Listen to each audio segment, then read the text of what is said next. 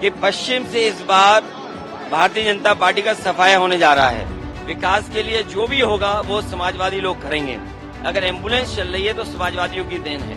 मैं साथ नहीं, मैं काम करके दिखाऊंगा। 400 पार नहीं, 400 हार। भारतीय जनता पार्टी ने अपने दल को भ्रष्टाचारियों का गोदाम बना लिया है।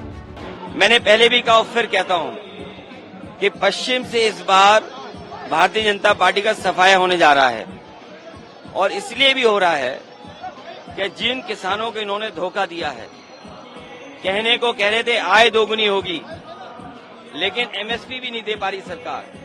एमएसपी का कानूनी अधिकार इंडिया गठबंधन समाजवादी पार्टी देना चाहती है, और जब मौका मिलेगा तो उस पक्ष में काम करेगी। वहीं बड़े पैमाने पर नौजवानों की नौकरी छीनी, और ये जानबूझ करके पेपर लीक कर रहे हैं। उत्तर प्रदेश में बीजेपी की सरकार है, जहां से पेपर लीक हो रहा वहां बीजेपी की सरकार है। जब इतना सुरक्षा का इंतजाम किया इन्होंने, उसके बाद आखिरकार क्यों पेपर लीक हो रहे हैं? और जब पहली बार पेपर लीक हुए उसी समय सरकार क्यों सावधान नहीं हुई?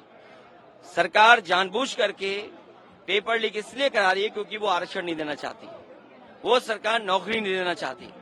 और इनके पास बताने को क्या है? बड़े बड़े होर्डिंग लगाए हैं, कहने को डबल इंजन है, लेकिन दूसरा चेहरा होर्डिंग पे नहीं आ पा रहा है। दूसरा चेहरा गायब है, और जनता वोट डाल के जो एक चेहरा बचा है उसको भी गायब करेगी। नगीना लोकसभा और बिजनौर, इस लोकसभा के अंदर और जिले के विकास के लिए जो भी होगा वो समाजवादी लोग करेंगे। दूसरा, मैं आपको बताना चाहता हूं, आज इस जिले में अगर एम्बुलेंस चल रही है तो समाजवादियों की देन है।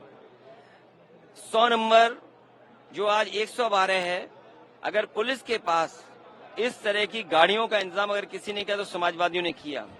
पूरे बिजनौर में सब स्टेशन, जिससे ग्रामीण क्षेत्र में और शहरी क्षेत्र में पर्याप्त बिजली का इंतजाम हो जाए, समाजवादियों की देन है। और मुझे याद है, सरकार में एक अधिकारी यहाँ के थे जो रिटायर हुए थे पीडब्ल्यूडी के, वो यहीं के रहने वाले थे। उन्होंने कहा कि मेडिकल कॉलेज बनना चाहिए। ये जो आज मेडिकल कॉलेज बन रहा है, इसकी शुरुआत अगर किसी ने की थी तो समाजवादियों ने की थी। केवल बीजेपी ने जिस तरीके से 100 का 112 किया है, उसी तरीके से केवल जगह बदल दी उन्होंने। वो कर रहे हैं, जरूरी है मिले, और इससे बेहतर सुविधाएं देने का काम समाजवादी लोग करेंगे। मैं साथ नहीं, मैं काम करके दिखाऊंगा। इसीलिए मैंने आपको उदाहरण के लिए दिया। अगर कागजों को पलटोगे तो सबसे ज्यादा सब स्टेशन किसी ने बनाए तो समाजवादियों ने बनाए। एक समय ऐसा था, थाने में पुलिस को डीजल पेट्रोल भी नहीं मिलता था। वो जो फरियादी आता था उससे वसूल करके गाड़ियां चलाते थे। बजट दे करके, गाड़ियां दे करके पुलिस को रिस्पांस सिस्टम अगर किसी ने दिया, समाजवादियों ने दिया। पूरे बिजनौर में हजारों ऐसे बच्चे होंगे जिन्हें लैपटॉप मिले हैं, और उन लैपटॉप से अपने आप कुछ न कुछ करने लगे।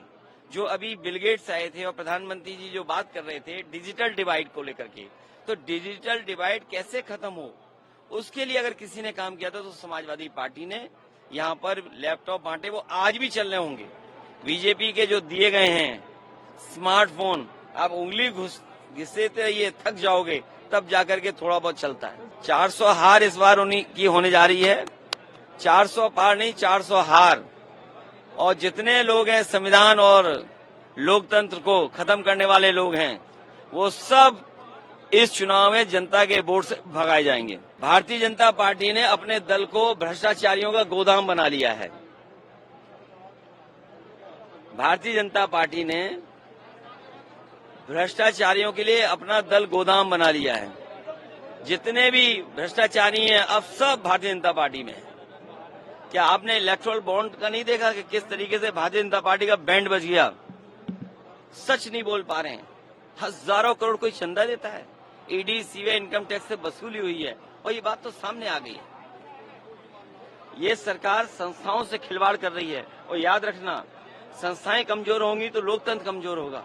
और ये संस्थाओं में जो मनमानी कर रहे हैं उसी का परिणाम है कि आज लोकतंत्र कमजोर होता जा रहा है। इन संस्थाओं को बचाना है, लोकतंत्र को बचाना है, और कम से कम इन संस्थाओं की क्रेडिबिलिटी तो हो। अगर क्रेडिबिलिटी खत्म हो जाएगी तो हमारे लोगों का भरोसा खत्म हो जाएगा। इंडिया गठबंधन की सरकार आएगी तो आप क्या करेंगे? बीजेपी को हटा रहे हैं। उत्तर प्रदेश की हर खबर से अपडेट रहने के लिए श्रेष्ठ यूपी को करें सब्सक्राइब, बेल आइकन दबाएं और देखते रहें श्रेष्ठ यूपी।